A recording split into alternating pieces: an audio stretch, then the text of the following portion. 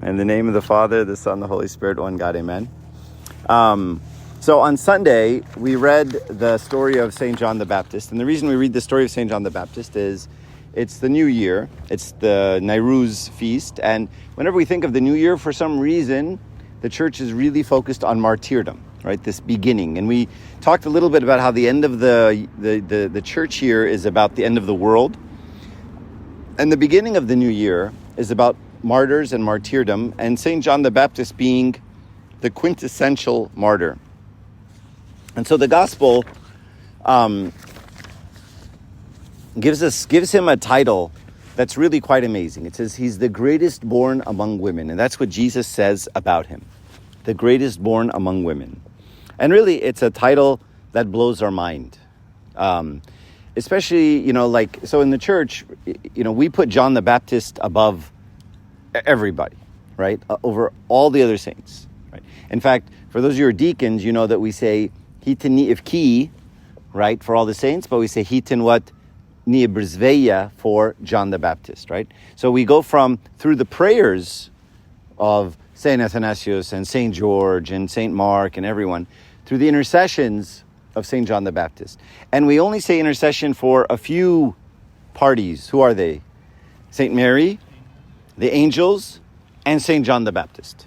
That's it, right? So the church kind of puts them above, right? And in fact, as you know, we don't celebrate anyone's birthday in the church, right? The only birthday we celebrate is Jesus, St. Mary, and St. John the Baptist. Okay? So the church clearly puts him above, this very high pedestal. But when you look at him, right, we only know about him, he served for 6 months, is what we know of his ministry, right? Guy spoke 100 words, max. Most of them repent, brood of vipers, really kind of harsh stuff. And yet he is considered to be the greatest born among women. And when God decided to put someone before him, we call him the forerunner, right? Lead the way, be the way that breaks the path. He picked John the Baptist, this guy who we only know 6 months about, who spoke 100 words. And so, why? Why is he so highly regarded by Jesus, which makes him highly regarded by us, when in fact we don't see much evidence of, a lot going on? And the beauty of John the Baptist is there's a story about him where it says that they started telling him that Jesus started baptizing disciples. And Jesus and his disciples were baptizing. And then the people there kind of poked him. They came to John the Baptist, and said to him, "Rabbi, the man who is with you at the other side of the Jordan, everyone is going to him." Everyone is going to him. What's your reaction to that statement? What if I said that to you? What if, you were in charge of Coptic Club, and there's 5 reps, and someone says, hey, everyone's going to that rep, not you. They don't like you. What would you feel? Ouch, right? What if someone says to me, you give good talks, but Abuna Carlos, he gives really good talks. Your talks suck compared to his talks. How would I react? Ouch, right? In fact, when you dare tell your mom that someone else's macaroni bechamel is better than hers, there's hell to pay, right? It's really?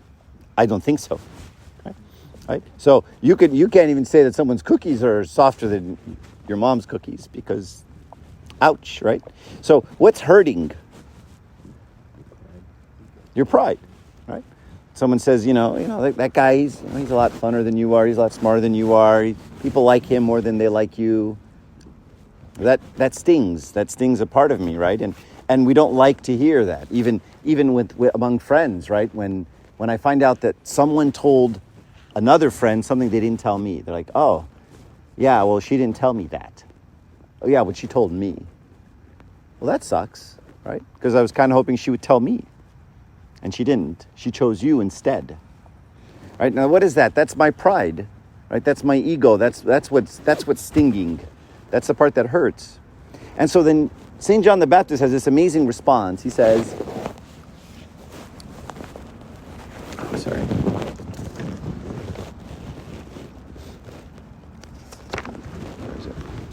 He says, the bride belongs to the bridegroom. Does anyone even know what that means? The bride belongs to the bridegroom. What a deep, thoughtful response. First of all, who's the bride? We're the bride. And who's the bridegroom? Jesus. Right? And so he's saying the people don't belong to me. They belong to the bridegroom. They're not mine. They're not my people. They're his people. Right? And so Christ has the bride. And so I can't be jealous of Christ. Right? And, you think about it, right? I mean, and he continues, the friend of the bridegroom who stands by and listens for him rejoices greatly when he hears the bridegroom's voice. So if you're the friend of the bridegroom, you like to hear the bridegroom's voice, right? Can I be sitting at a wedding, looking at the bride, thinking, man, I wish she was with me? Am I a good friend if I'm doing that? No. Right? So there's no way I can have those feelings, right? She doesn't belong to me. The people don't belong to me. They belong to God. So what St. John the Baptist was trying to tell them was, this isn't my fight. So a lot of us get into service sometimes. We get into service and then we see someone else's service succeed more than my service. Or someone likes their service more than my service. Or someone's got a better voice or knows more hymns or knows more Bible verses or gives better talks or plays better basketball. Not that that's service, right? Or whatever it is, okay? And all of a sudden, people get jealous. Do people get jealous of other people's service? Yeah, all the time. Right? This person is serving God. This person is doing a great job. Do servants see other servants very successful and think, I want that to be me? I don't like that they're very successful. Does that happen? Of course it does. Do priests see other priests who are very successful and think, I'm better than he is? Why is everyone going to him? Of course. Does Satan exist? Do bishops look at other bishops and say, why is that bishop so famous? I give better talks and I'm more whatever? Sure. Right? This is human nature. And so St. John the Baptist said, none of that matters. So then he says the 7 words that are the quintessential 7 words of Christianity. Who knows what word I'm going to say other than the guys who attended the sermon on Sunday? He must increase and I must decrease. And there it is. In fact, if we get those 7 words, he must increase and I must decrease, then you get all of Christianity. He didn't say attend a lot of services. He didn't say do a lot of things. He said he increase and I decrease. The new Adam lives, the old Adam dies. And that becomes the whole thing of Christianity. That's what makes it go around in a circle, right? That's everything. And sometimes we lose track of that. We think I have to learn certain words, or I have to do certain things, or I have to go to certain, or I have to stand. He must increase and I must decrease. And what's fighting that is meism. All right. So now I want to talk about the topic I want to talk about with that introduction. The concept of and the issue of premarital sex, premarital sexual actions, all kinds of stuff that's happening. And so there's no doubt this is a big thing, right? In fact, in our society, it isn't even a problem anymore, right? So in your schools, you weren't taught not to have premarital sex. You're taught to use, they show you a banana and a condom, right? And they say, this is how you fix that problem. Just don't get pregnant, don't get STDs, right?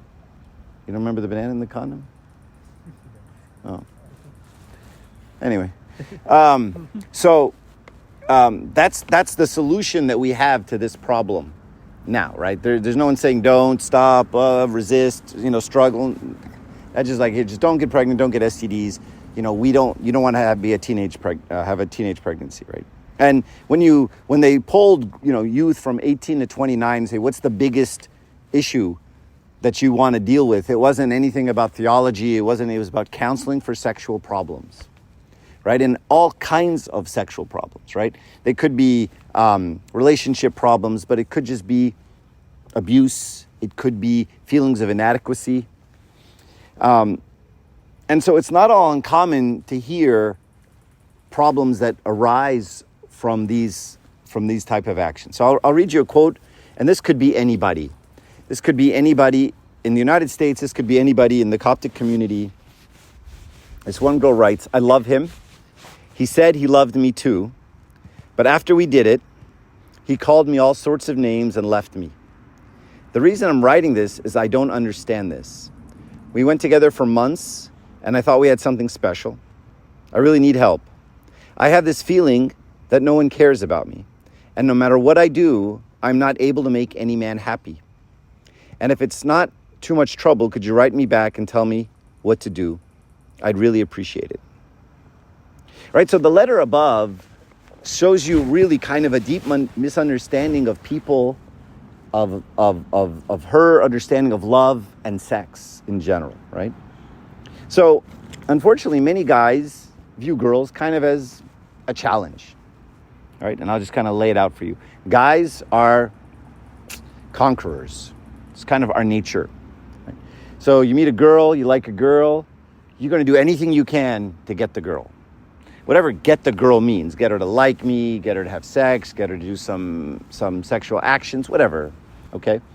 And then the guy has sort of some preconceived thing, and he's going to keep going. He's going to write, send flowers, send texts, send emojis, whatever he's got to do, right, to get her to like him, okay? And girls aren't like that, right? Girls are more exploratory in nature, right? Girls are more like, I don't know, maybe not, right? They're a little more indecisive about their decision. Girls, well, maybe he's the one, but he's kind of cute and he seems nice and he doesn't look that bad and maybe it could be him or maybe it could be him. And so then girls like to explore, right? And they'd rather, before they settle down, they're kind of unsure of it. And then when they are sure, they settle and they give their all, right? And right when they give their all, right when they kind of concede to the guy, it's usually right then that the guy loses interest because he's conquered, right? And they just kind of cross, right? The guy's done. He's got her to like him. So he's kind of bored of the chase. And now she's finally given in, conceded to him. And now she's all in. She's crazy about him. And now he's over it, right? And part of this is just simple age, right? Part of this is just simple emotional maturity, right? Part of this is, at 17, it's just probably not a good idea, right? Because at 17, it just doesn't work very well, right? The guys are horribly immature, and the girls are also immature. Guys more horribly immature at that age than girls, right? You all know, you all studied in your psych classes, your bio classes. Guys mature more after girls, right? Girls mature more earlier than guys do. And so some girls kind of think of sex as a gift, right? Something to be given to a guy, right? Once he's proven enough and done enough things and shown her enough tension and pursued her enough, all right, I'll give that as a gift to him, okay? Thinking he's going to take this gift and cherish it and love her, and then he just turns around and says, all right, and maybe even, call her some nasty things and say, I never really liked you anyway. Horrible things, right? And these things happen. And so, the scenario is boy meets girl, boy pretends to like girl, boy, pursues girl, girl gives in to guy, guy dumps girl, girl has no idea what just happened. Okay? And part of this, and I kind of want to explore why this is happening, right? It's obvious this kind of behavior it's learned from our environment, right? This is certainly not something Christianity teaches. It's learned from our environment, and it's certainly not something that's the path that God wants us to be on, right? Now, I'm going to stop short of saying it's sinful, right? Because sometimes I don't even really know what that word means, okay? And because I'm not into, this is my command and you broke it, right? Because a loving father doesn't do that, right? So, when I tell my kids, look, you shouldn't drink a 2-liter bottle of Mountain Dew. You're 7 years old, right? And they're like, I'm drinking a 2-liter bottle of Mountain Dew. I'm going to do it. It's like, look, this causes cancer. It takes paint off of cars. It's full of chemicals. I have no idea what yellow number 5 is. It's full of sugar. It's going to give you diabetes, right? This just isn't good for you, right? Now, in the end, you can do whatever you want. You want to drink 2-liter bottle of soda every day, feel free. Knock yourself out, right? It's just not a good idea, right? And to me, this is what sin is. It's a loving father who says, you know what? This isn't a good idea, right? I mean, Buddha has this great quote that I love. And he says, you will not be punished for your anger. You'll be punished by your anger. Right? So when I say anger is a sin, what does that mean? Is that God gets mad at me when I get mad? He's like, you jerk. Look at you. You broke my commandments. Tach. Send him to hell. Is that God? Is that a God any of us know? Or is it like, you know what, Habibi, getting angry sucks. You're miserable. You're pissed off. You can't sleep at night. You're thinking about it. You're talking about them. You're being hateful. You're just driving yourself crazy, right? And how many people have been in that situation, right? You get mad at someone did something, and you just drive yourself nuts. And God comes along and says, that's just not a good idea. I would let go of the anger, not because I'm going to judge you and put you in hell for it, but you're putting yourself in hell for it. The anger is punishing yourself. Right? And so the life that God wants us to live around sexual relations, right, is in that very same vein. Right? You can do whatever you want. Right? Just ask the girl who's, slept with 25 guys. How does it feel? Are you enjoying it? Is it fulfilling? I can pretty much guess what the answer is, right? And you can ask the guy who's just sleeping with every single girl, and by the time, it takes guys a little longer, right? By the time he's 30, he's like, this is very shallow. I've had guys call me, Coptic guys, who used to go to UCI Coptic Club, right? And who have gone on to bigger and better things and have slept with everything under the sun, and they're calling me like, this is really lame. There's a pattern. I know exactly how to play the game. I know exactly how to do this. I feel unfulfilled every single time. And here he is, he's winning. Right? So, again, these things aren't like, this is haram and this is how you go to hell. And this is more like, this is a very unfulfilling life. Right? It just isn't going to give you what God wants you to have. Right? And that's just the reality of the situation. There's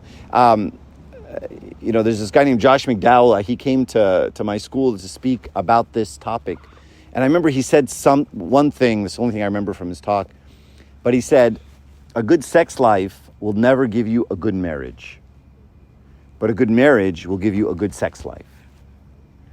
And that was very powerful for me, right? Because, some people think, I have to try out the sex first, right? I mean, you're not just going to, buy a car without test driving it, right? As if that will do anything, right? And what he was basically saying, and it turns out to be true, is a good sex life doesn't give you a good marriage, right? It doesn't work that way, right? Because there's a lot more time in the day that isn't sex than there is sex, right? And sometimes we have a world that glorifies sex, that talks about it all the time, that it's in every ad, it's every campaign, jeans are sex, lipstick is sex, everything is sold through sex, right? And it's this world that has glorified this act, this beautiful act, right, this very holy, beautiful thing between two people into something that makes them money. Right? And you have to realize that you're all being manipulated by this system. They just want you to buy things, right? They just want you to buy athletic equipment. They want you to buy yoga pants. They want you to buy stuff because it's a capitalist, materialistic world, and that's how they make money. And sex is one of those primal instincts that all of us have that you can easily tap that will then create the desired effect. right? So media ultimately is a big part of what's going on here, right? Especially for all of us, right? Especially because in our culture, especially our culture and our religion, sex is so taboo, sex is so not talked about, sex is just don't do it until you're married, that we're all very, very curious, right? I wonder what that's like, right? I wonder how many times I got to try it. I wonder how many times it's going to take before I get good at it, right? And we think about it a lot, right? And because we think about it because it's so don't think about it, don't talk about it. Right? And so what happens when you do anything like that, it becomes a lot better than it actually is. Or it appears to be a lot better than it actually is. Right? It's kind of like the person who's, I was in Hawaii recently and someone said, I've never been to Hawaii. Oh my God, I would love to go to Hawaii. That's my dream, to go to Hawaii. Hawaii's so, and I'm like, it's a lot like Huntington. The water's a little warmer. That's about it. Sand's the same, the waves are the same, just the water's a little warmer. It's a lot like Huntington Beach, right? But to them, it was Hawaii, okay? And they had built it up in their mind. I mean, you should have heard them talk about it. I'm like, you should take my spot. I've been there a few times. It's not that great. It's crowded. It's just whatever, right? Everything's overpriced, okay? So the point is, when something is off limits, taboo, something I don't get to do, I'm going to build that up in my mind in a very artificial way. And of course, Satan is going to use that to manipulate the situation and build it up even more, right? And the media, of course, is going to take that and build it up even more, right? And so realize that you're pawns in the system, right? I mean, you watch TikTok videos, half of them are just like erotic girls dancing, doing whatever, right? And it's just craziness. Like, I mean, that's all that's there. Like, it's all focused around that. Right? And that I'm here to tell you, it isn't that big of a part of your life. It will not be, right? It just doesn't work that way. All right. If you have any thing to add, let me know. But when you watch, and now we see it a lot, right? You watch any show, any movie, there has to be a sex scene, right? Now it's a bisexual, transsexual, gay scene, right? That gets added to a lot of the movies now. Every movie has to have that scene in it, right? There's always the sex scene, at least one or two or three, right? Or it's a central theme, right? Who's sleeping with who, which friend has decided to cheat on which other friend, and even the Disney movies, who's dating who, Disney shows on Disney Channel, who's dating who stabbed who in the back. And it's just this big thing, right? And it's really not meant to be this stressful. You guys have so much anxiety over it, over relationships, over who you marry, over who's doing what with whom, and over how far you go. It's really not meant to be that stressful.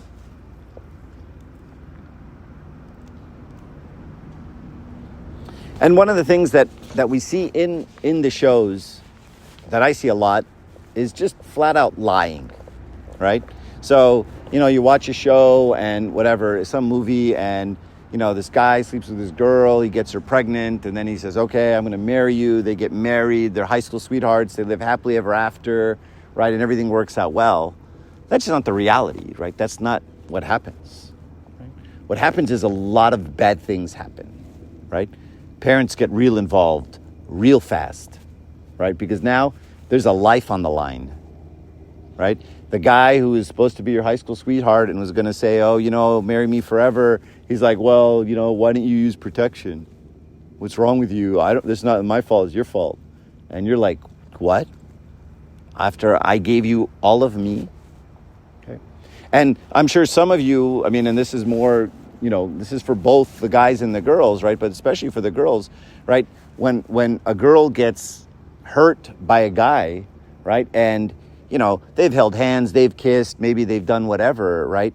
And she's given him a part of her, and then he dumps her or cheats on her or does something stupid, right? Imagine how much more that hurts if she's given him everything, right? And the guy has to realize, and guys don't realize at this age, what he's taken from her, right? And what she's given him and how precious that is. Right? And if you think you're messed up when you break up with a guy and you've only held hands, Guess how you're going to feel when you've gone all the way? Real bad, right?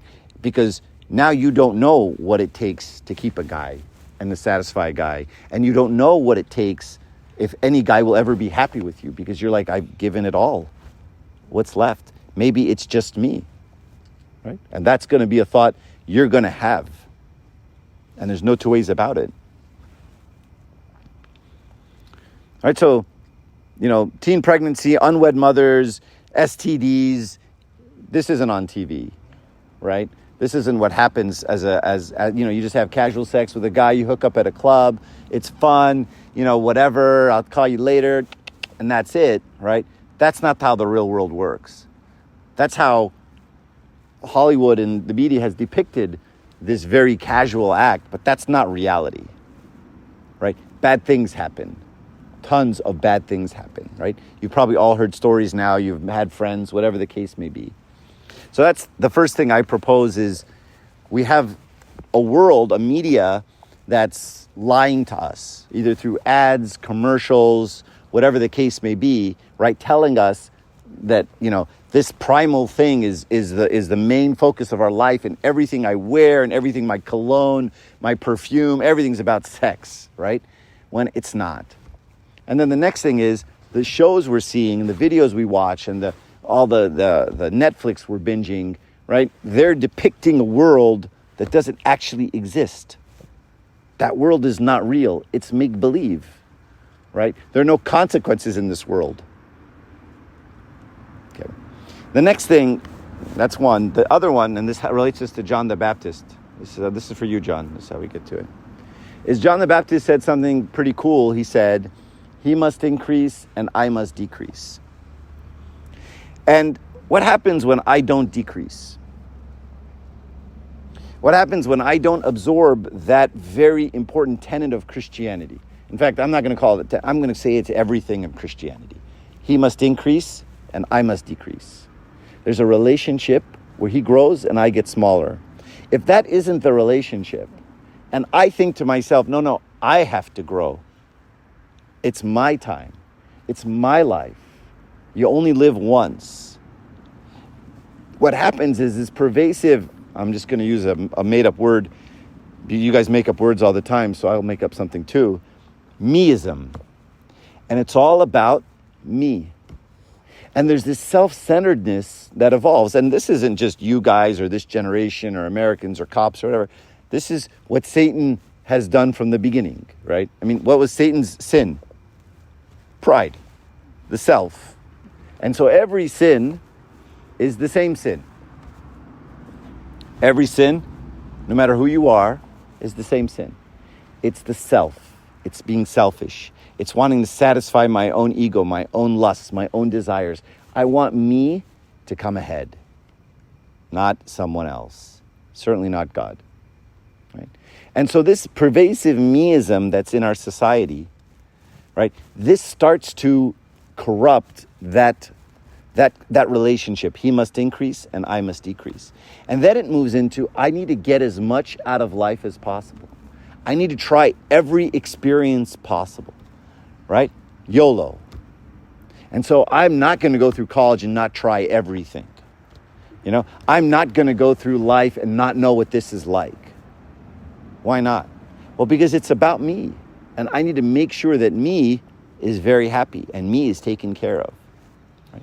And that lie, that one comes from Satan. And that one's very pervasive in our society. We don't think about others now. Right? And that's just prevalent in every aspect of our society. And what it's creating is this world where, what have you done for me lately? And so everything revolves around pleasure. Everything revolves around the self. And so when you're only thinking of yourself, you're only trying to have a good time, then all of the real joy of life evades you.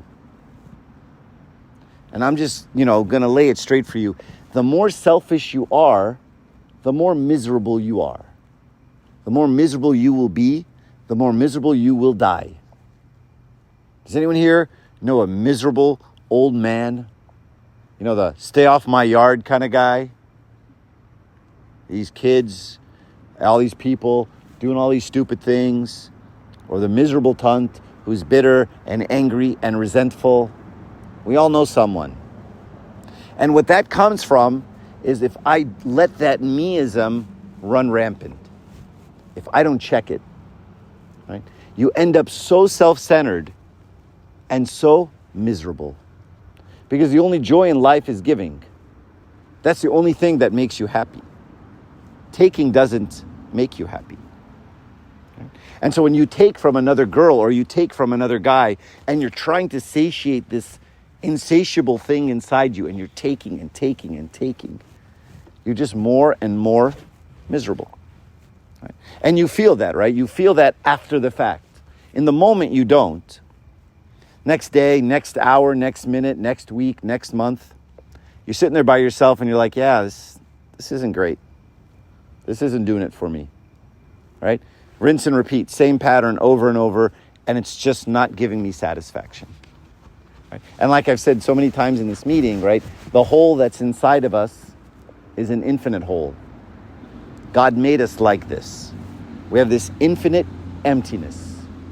And what we try to do is we try to fill the emptiness. And we try to fill it with all kinds of experimentation and all kinds of stuff and all kinds of drugs and guys and girls and drinking and whatever the case may be, power and lust and prestige and degrees and money and everything. We're constantly trying to fill this infinite hole, and it doesn't work. It never leaves you satisfied. And so when they survey teens, they show that teens consider enjoyment more than helping others. Right? And this is just a natural aspect of the stage of life you're in, right? The stage of life you're in is about that, right? You know, forgive me, teenagers you're supposed to be selfish, right? That's just what you do at this age. That's okay. That's who you are, right? And that's the way God made you. And so that's fine, right? And the reason you're meant to be selfish at this stage, right, is the same reason having a relationship at this stage is very difficult, right? Because you know, some of you have dated other people, right, where you're just like, they just want to talk about themselves. They're just very focused on themselves, my school and my this and my extracurriculars and my athletics and my whatever and my.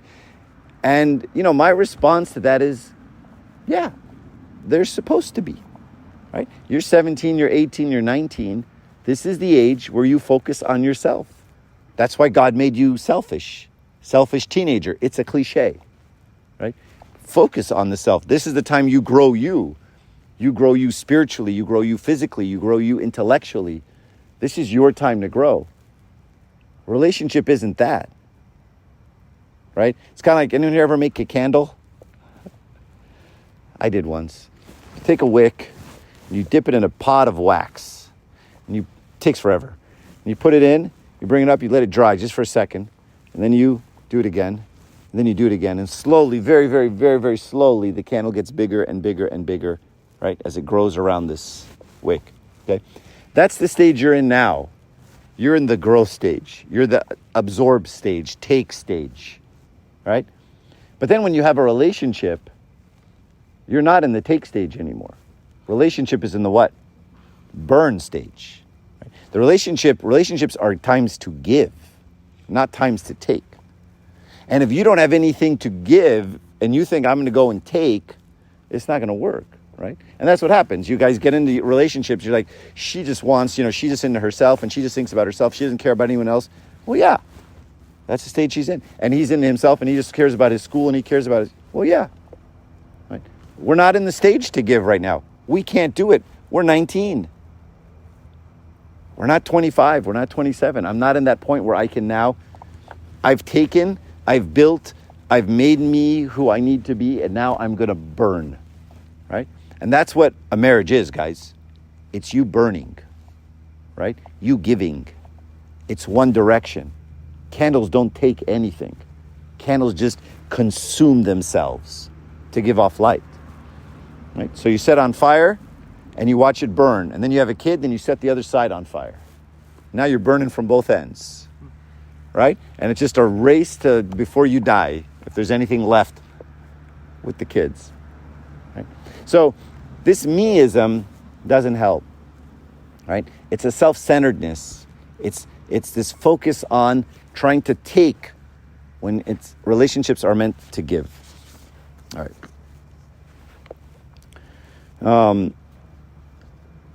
You guys ever heard that song by Pitbull? Let's do it tonight. We might not get tomorrow. You guys know this song?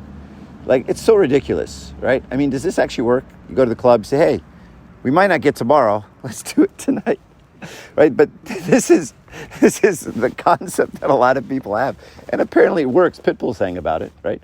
So, and this is what we have, right? I don't know what I don't know what next year's going to bring, right? I'm gonna live my life right now, right? So anyway, that's all I have. Does anyone have any questions, comments? I have a lot more, but I'll stop there. Questions, comments, thoughts? I know this is a very sensitive topic, and asking a question may be difficult. I ask if anyone does ask a question that everyone else be mature about it and not giggle like you did in junior high, middle school. Yes, sir. Do you actually think God designed us to have like a selfish stage, or is that just society and influence from like? So I think God designed us to so the question is, did God design us to have a selfish stage? I think God designed us to focus on different aspects of us through different points of our time, right? So you look at a baby. Babies are very selfish, right? Are they designed that way? Yeah, probably, right? They just take. And children are very selfish. It doesn't get much better. And teenagers should know a little better. We think they should know better, but they don't. So they're still selfish. They're just unaware of their selfishness, right? They don't realize they're being selfish, okay? But what I meant by it more than that was it's a time for the self to grow, right? And again, I think of these three pillars of a human being: the spirit, the mind, and the body, right? And if you look at all three, right, this is the time we put you in lots of classes, right? Because your brain works really well right now, right? And that's why we just shove as much information we can in 4 years, right? Guys, right, your body is full of testosterone, right? You work out now, your body gets stronger much faster than in any other time in your life, right? And our spirits are the exact same way, right? So this is the time when we focus on those three things, and it's the time to grow those three things.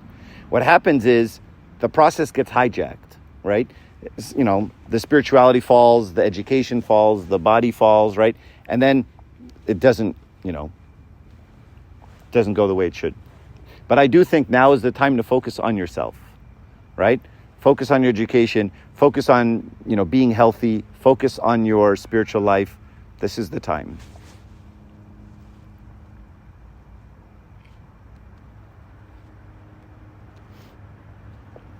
Yep. It's kind of related, like it's more of a general question, but it's relating to the meism aspect and that part of like loving yourself and having your own self-desires. And correct me if I'm wrong, I feel like to lessen your love for yourself, you'd increase your love for God, right? But how would you do that? Like, how can we increase our love for God to take away that love for ourselves?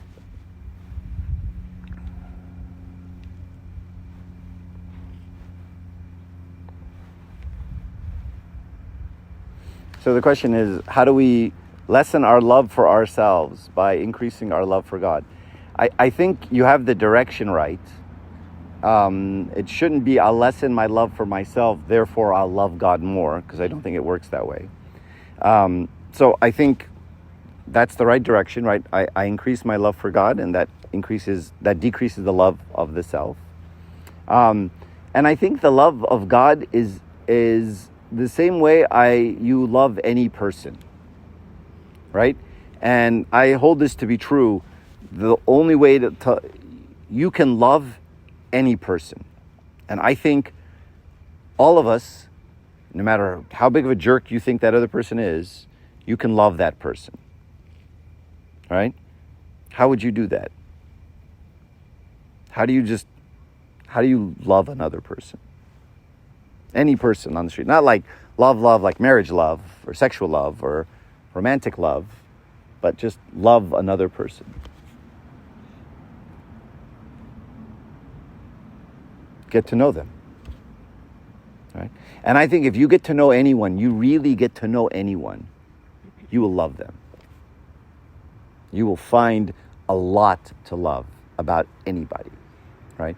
And I think what our problem in our society, one of our problems in many problems in our society, but one of them is we just like to box people off, right? You're red, you're blue, you're Democrat, you're Republican, you're this, you're that, you're woke, you're not woke, you're whatever. We just label people. And that is a very convenient way for Satan to short circuit the process of getting to know another human being, right? And and maybe this is my ego, right? But I get frustrated when someone says, "Oh yeah, I know what you think about this." My immediate answer is, "You don't even know me. Like, don't tell me what I think. If you want to get to know me, you can get to know me, but don't tell me what I think," right? So, and all of us, I think, have that same feeling, right? When someone labels us, go, "Oh, well, you just say blah blah blah," it's like, have a conversation with me, right? And I think that's one of our biggest complaints as people, right? No one knows who I am. Right? And I'm sure many of you feel this way about your parents. I know my kids do, right? They don't know, your parents don't really know who you are, right? They just haven't had a chance to get to know you. They know 12-year-old you.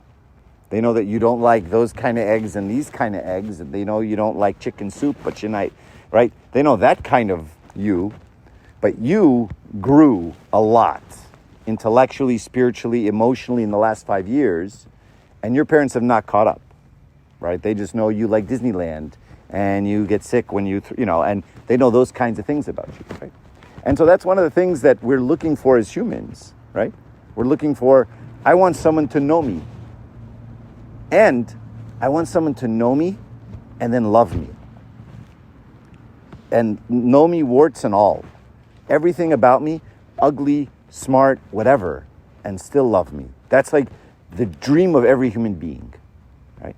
That someone see everything about me and still love me, right? And that's why we hide stuff from each other, right? Because if you found out stuff about me and I found out stuff about you, you'd be like, they're not going to like me anymore. My friends won't, if they knew the things I thought and I did, people wouldn't like me, right? So we hide a piece of us. Imagine the relationship where I don't have to hide a piece of me and the person still loves me. Right? So anyway, that's a long answer to say, how do I love God? I get to know him and I let him get to know me. And let him get to know me, and I have to consciously expose myself to him. Right? As it says in the book of Revelation, I stand knocking and you have to open the door. So I have to choose to expose myself to God. And when I do, warts and all, ugly and all, and he still loves, and I get to know him, and I love him, then that love will dissipate the love of the self. But that's a long process. And sometimes we short-circuit that process by, instead of focusing on that relationship, we'll focus on other things, right? Like fasting is meant to enhance that relationship, right? But I'll just go and I'll just read all the ingredients and make sure the 11th ingredient isn't chipotle sauce, because that's Fatari apparently, right? So, and now I'm short-circuiting the whole get to know me, he increase, I decrease, get the relationship part with, I'm going to follow a bunch of rules. Is this okay or not? Is this haram or not?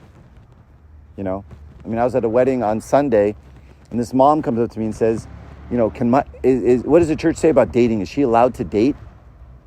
And I'm like, what kind of rules, what kind of rule are you looking for? I said, how old is your daughter? She's 24. She's in medical school. I'm like, of course she is. What's wrong with you? No, but what does the church say? Is that legal? Is that okay? Is that allowed? I'm like, what kind of weird world do you live in? Right? Is that allowed? Is that legal?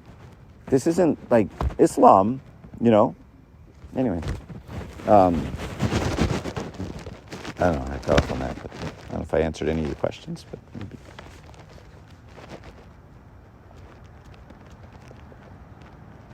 All right, so you had a question? Yep. feel like it can kind of be a slippery slope from going to loving yourself less to hating yourself more. So how do you find that balance between pride and self-hatred? That's a very good question. So God never said, so there's two extremes and neither one is good, right? Loving myself too much, that's pride and arrogance and, all those things, right? But I actually don't think that's a big problem.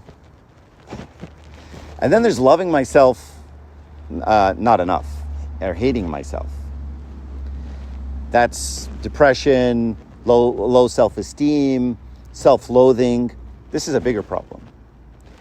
And so either extreme of the self is damaging, right? What did Christ say about the self? What were his words? Did he say hate the self? Did he say adore the self? What did he say? Deny the self, right? So he said in Arabic, for those who understand Arabic, there's inkar nafs, right? Not kibr nafs, which is arrogant, or saghar nafs, which is low self-esteem. Inkar nafs, deny that there is no self, right? So it isn't about hating yourself. That's horrible, right? And that's a problem. And that, in fact, is a bigger problem than pride, right? And the reason I think so is I don't think there are a lot of really prideful people. I think people have low self-esteem, so they compensate with arrogance. And so when you find someone who's really arrogant, odds are they have a low self-esteem and they're just trying to prove themselves to you, right? And you're like, what an arrogant prick, that guy's so blah, blah, blah. Usually a guy, blah, blah, blah, blah. And you're like, you know what? He's just insecure. And so he's out telling everyone how great he is because he doesn't think it, But anyway, so we're not called to do either extreme. We're called to deny the self, right? Just make it not there, right? Which is why something like fasting exists, right? So fasting is just me saying, you know what? Part of me is eating. Part of me is food. Part of me is enjoying that. I'm just going to take that part of me away, right? And I'm going to lower me. Make less of me. Deny me, right? And just by nature, by denying me, God's already in me, right? So more of him will come out. Does that make sense? But, and that's something we can talk about a lot, but the self-loathing and low self-esteem and self-hatred, this is the real problem. And since we're on this topic, I'll talk about it. In a lot of churches, purity, especially for girls, is this quintessential, the most important thing on the earth. And I'm not against purity, okay? But I'm also not for this hyper-focus on this topic, right? I heard someone say something to me, something she was told, and I still can't believe it to this day, by her Sunday school teacher, who's still teaching Sunday school right now. She says, a girl is like a piece of paper. If you crumble her up, even if you unfold it, she's still crumbled. So when she loses her virginity, that's what she's like. And I couldn't believe someone would say something so horrible, right? And so something so anti-Christian. Right? God recreates us from anything. Doesn't matter what sin it is. And there is no sin where I say, well, all the sins, you can kill 1,000 people and stab them in the face, but you lost your virginity. So that one we can't come back from. What kind of garbage is this, right? That's horrible. So that hyper-focus on purity, girls, all this stuff, right? And for guys too, right? But much less for guys. Guys can do whatever they want, apparently, right? So this hyper-focus creates a negative outcome, right? Which is, sure, you want everyone to be pure and everyone to be good. Okay, the problem then becomes, what happens when we fall? Which we do, right? It happens. Now what? Now, I can't look at myself in the mirror. I'm afraid anyone's going to find out at church. I don't want to tell anybody about this. I know everyone at church is judging me. I'm a horrible person. I can't believe I did this. I'm a crumbled up piece of paper that will never be uncrumbled, right? Look at what I've done. right? This person most likely will leave the church because you have left them no outlet. You are a crumbled, used piece of paper that no man will want. It's horrible, right? So this isn't Christian, right? So this hyper focus creates this self-loathing, right? Now I hate myself, and everyone who looks at me at church, I think, why is he looking at me like that? Why is she looking at me? What do they know? Did the guy say something? What if the guy's in the church? Did he tell his friends? What if everyone finds out, right? And now I'm scared to death. I'm not coming back to this place. This place isn't a safe place anymore. Church is no longer a hospital. It's a courtroom, right? And so we can't, this crushes us. This crushes our morale. This crushes our self-esteem. This makes us self-loathe and hate ourselves, right? And that's the real problem in Christianity is, I don't know if I talked about it in this meeting or not, but it was a couple weeks ago, when you start thinking about the prodigal son, the older brother in the prodigal son, right? He's a real jerk, right? He doesn't want to help his brother, and he doesn't like his brother, and he doesn't like that his dad loves his brother, right? Remember the prodigal son, the older brother? But then what did the prodigal son say to the dad? When the dad came out to him and said, come on in, we're having a feast. Your brother's dead. He was alive. He's back. He's found. Come on in. What did he say to his dad? Do you remember? Where's my feast? Yeah. He said, you never gave me a goat to celebrate with my friends, right? You never, you killed the fatted calf for this guy, right? But a goat, like a kid in the translation of the Bible, you never gave me a kid to celebrate with my friends. What is he saying?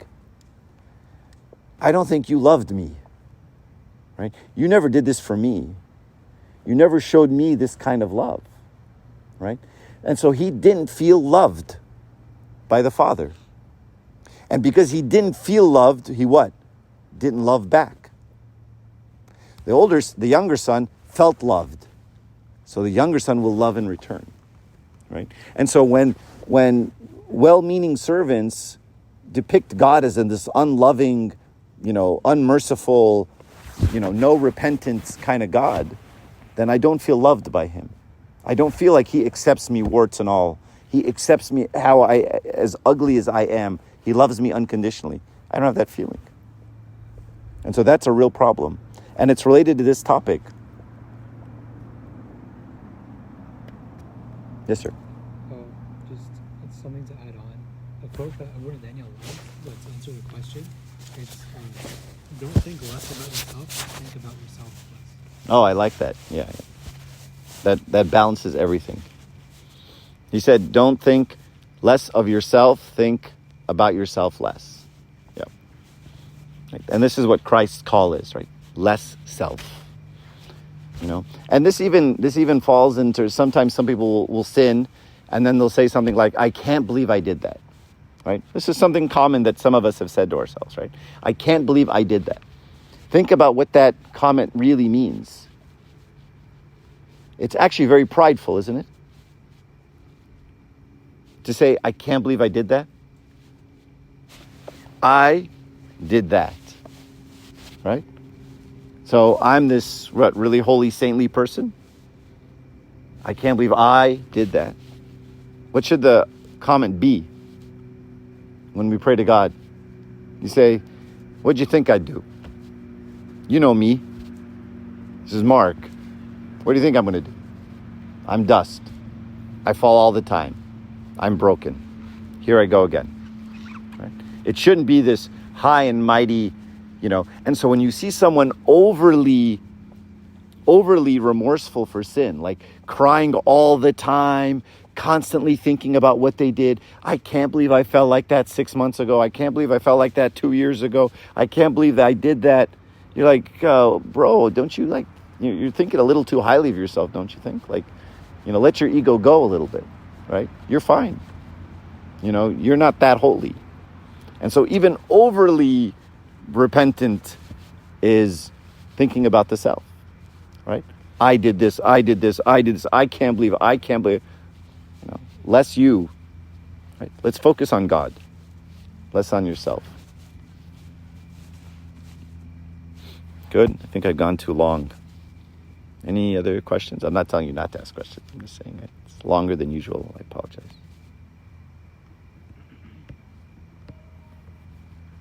Nope. Okay. Glory be to God forever. Amen. Thank you guys for coming, and the welcome to the UCI group welcome week, and zot and all the things. You guys have a great group of reps this year, and so hopefully you guys benefit a lot from the club, God willing.